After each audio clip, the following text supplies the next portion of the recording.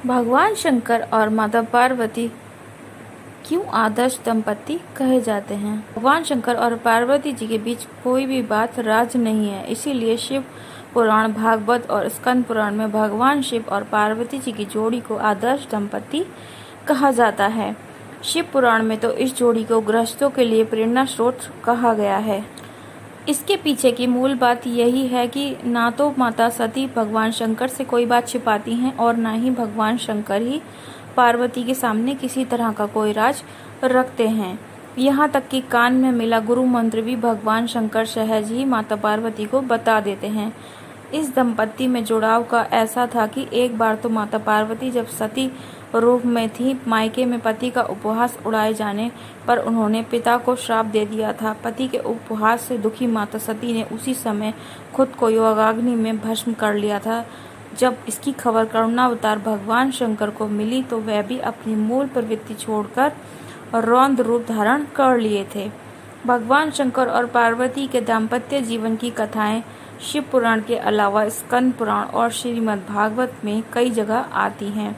शिव पुराण की कथा के मुताबिक एक बार देव श्री नारद ने माता पार्वती से कह दिया था कि भगवान शिव उन्हें प्यार नहीं करते।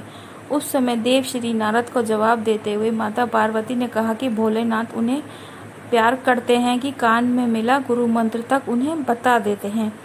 यही नहीं, समाधि में वे नारायण के जिस रूप का दर्शन करते हैं, समाधि से बाहर आते ही उसका व्याख्यान कर देते हैं। इस जवाब पर नारद जी ने भी कह दिया कि यदि वे प्यार करते तो यह जरूर बता देते कि उनके गले में जो मुंडों की माला है उसमें किसके मुंड हैं। ये बात माता पार्वती को लग गई और वह तत्काल समाधि में बैठे भगवान शिव के पास पहुंची और उन्होंने भगवान शिव से पूछ लिया कि उनकी माला में किसके मुंड हैं। उस समय भगवान शंकर ने माता पार्वती के सभी रूपों का वर्णन किया। बताया जाता है कि ये मुंड उनके ही हर रूप के हैं और उन सभी मुंडों को वे अपने हृदय से हमेशा लगाकर रखते हैं। शिव पुराण में इसी से जुड़ा एक और प्रसंग है कि इसमें एक बार माता सती बिना बुलाए अपने पिता के घर हिमालय के यज्ञ में पहुंच गईं।